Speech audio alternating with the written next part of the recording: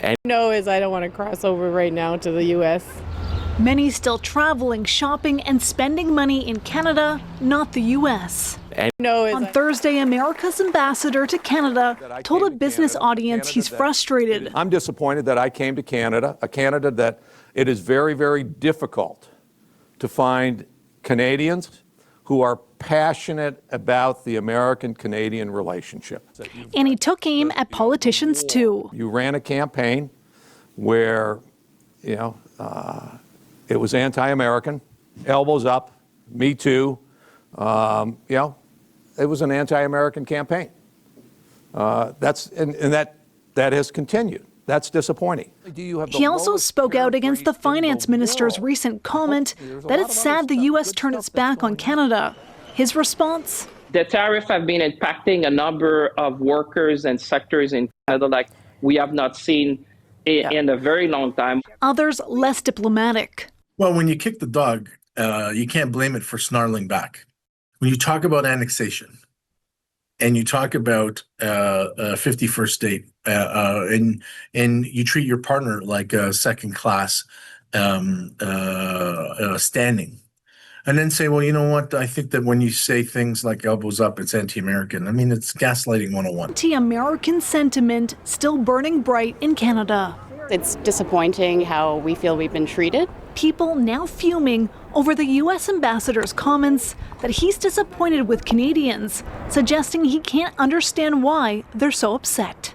What is he on the rock or something? Like, does he know what's going on? I would suggest that he gets a mirror and looks in it, because the issues that are between the US and Canada are caused by the US. Canadians are boycotting America after the US ambassador insulted Canada by saying he was disappointed in Canada, that they were being hard to work with, and that there was a lot of anti-America rhetoric on the side of Canada. Dude, the anti-America rhetoric is caused by your boss, Donald Trump's policies towards Canada, the tariffs that are crashing the Canadian economy, the insults towards Canada, saying that Canada was going to become the 51st state, calling Premier Trudeau as Governor Trudeau, and basically saying that, oh, he's a governor, and I rule Canada. That's what Trump said. So yeah, I mean, Canadians have reacted to that, and their reactions have not been kind towards America, but it all makes sense. But you cannot seem to understand it. And this ambassador, he's following the America First line. He's following Trump's rhetoric, and he's repeating those same messages. And all that is doing is making Canadians more angry at Trump, at America. So why would you do that? Canadians are just disappointed in America, and they're very, very angry. Guys, if you enjoyed this type of content, please like, subscribe, comment, and make sure to hit the notification bell. Every engagement matters. I respect you all very much. On the travel front. Yeah, after President Trump launched his trade war and hit us with punishing tariffs, you'll remember Prime Minister Mark Carney said the old relationship with the United States will soon be over. Now we have some hard data to suggest that prophecy is coming true. There has been a quantifiable shift with travel, on trade, shopping, and culture. Let's start with cross-border travel in particular. It's not just a slump. It's really in free fall. With trips by automobile in August, it was down 35% in August alone. And when we first started talking about this phenomenon, it was really a land border thing, if you'll remember. Well, now we also have some data on air travel as well. That's down 25% year over year. In August, Air Canada has cut back a number of its U.S. routes, or downsize some of the planes on some of the routes to American cities. But that doesn't mean travel demand has dried up. They've actually added 28 international routes to destinations beyond the United States. Canadians still want to travel. They're going to Europe, the Caribbean, and South America. The appeal of Florida has washed away for Canadians like Natalie Mancuso. We just didn't want to continue investing and giving our money, to a country that is led by a fool. She and her husband vacationed there for 15 years, but don't plan on returning. The Quebecers sold their condo north of Fort Lauderdale last month, fed up with U.S. President Donald Trump. We were very disappointed to have to take this decision, but we felt like we couldn't betray our souls. The way he was insulting Canadians as if, we're just, piece of carpet under your feet. Nope. Mancuso is part of a wave of Canadians getting rid of their U.S. properties. It is a major shift. There's multiple reasons, but definitely they want to sell and they want to cash out and bring back their money to Canada.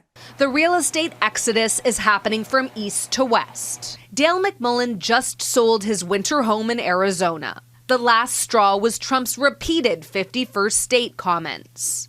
It's enough. We don't want to support that anymore. And that we came home and we'll join in and get our elbows up. Canadians are traveling less and less to America. You know that Canadian tourism to America has decreased by 35%. Can you imagine? 35%. And all why? Because of Trump insults. And you know what the real life impacts of this have been? Las Vegas is empty. Las Vegas had primarily Canadian tourists coming in. And now if you look at the streets of Las Vegas, they're all empty. Malls are empty. Casinos are empty. The city's economy is going downhill, all thanks to Trump insulting Canadians. Now look at Florida. Florida is also empty. Canadian tourisms are no longer going to Florida. And the Florida tourist season has been really bad, probably one of the worst tourist season ever. And as a result of that, Florida's economy is also suffering. Canadians, they're selling their homes in Florida and they're moving back to Canada, and I don't blame them. You do not insult a country and threaten it with annexation and then expect the citizens of that country to be happy about it. That's not how it works. Trump, he wants to annex Canada. He wants to make it the 51st state. He wants to economically destroy it with the tariffs, so Canadians aren't happy.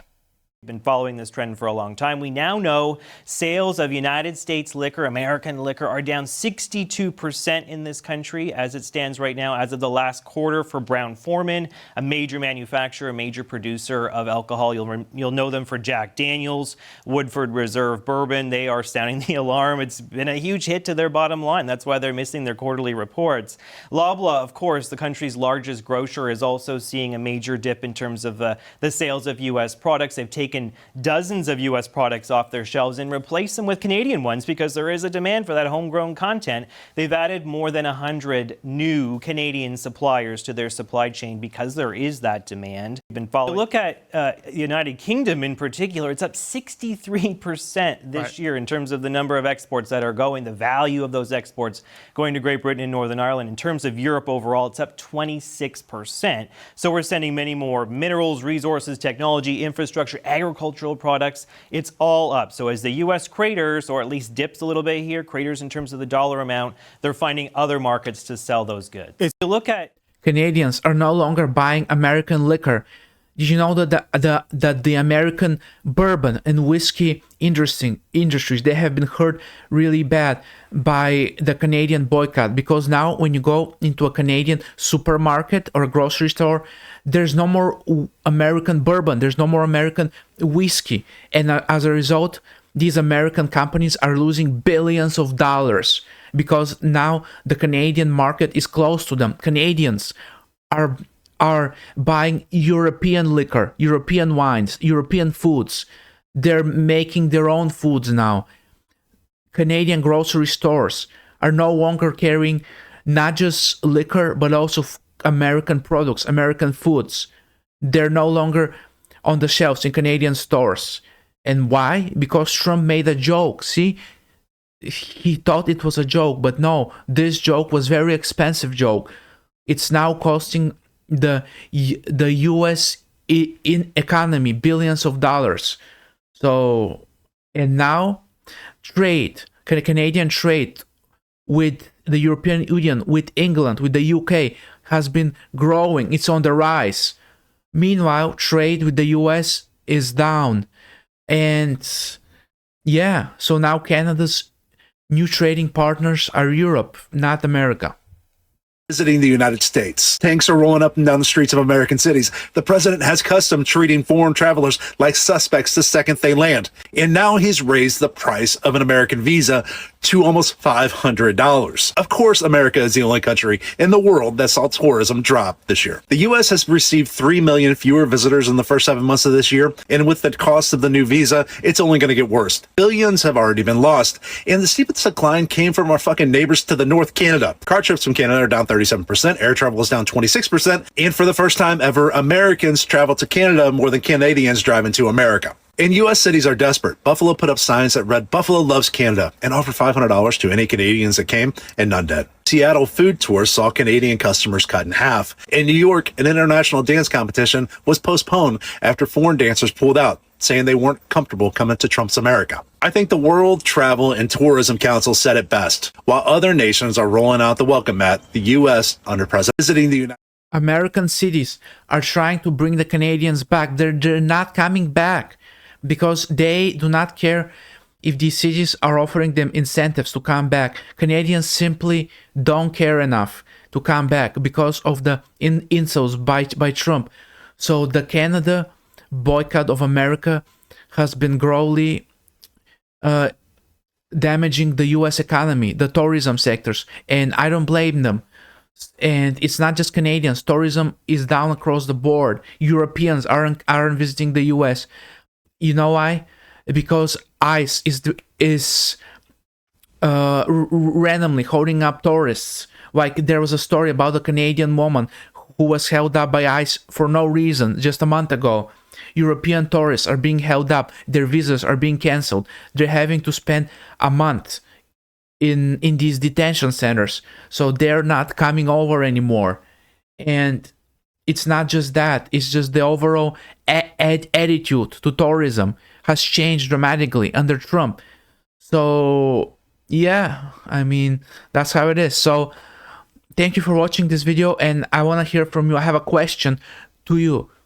As a Canadian, are you visiting the US? Are you going to visit the US anytime soon, or have you also boycotted America as well? I want to hear from you, and I want to hear what you think. Thank you so for watching this video. And one last thing, guys, if you enjoy this video, please make sure to like, comment, subscribe, and make sure to hit the notification bell. We're a small channel that's growing, and we need all the help we can get. Thank you so much, and I respect all of you.